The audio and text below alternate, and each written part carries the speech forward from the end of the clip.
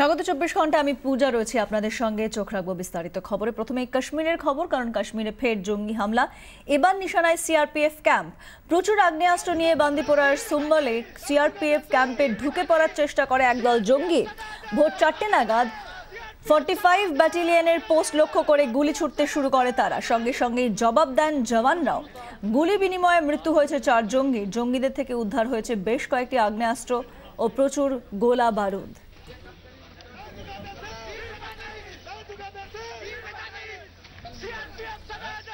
এবার CRPF camp নিশানায় জঙ্গিদের। প্রচুর আগ্নেয়াস্ত্র নিয়ে বান্দিপোরার সুম্বলে সিআরপিএফ ক্যাম্পে ঢুকে পড়ার চেষ্টা একদল জঙ্গি।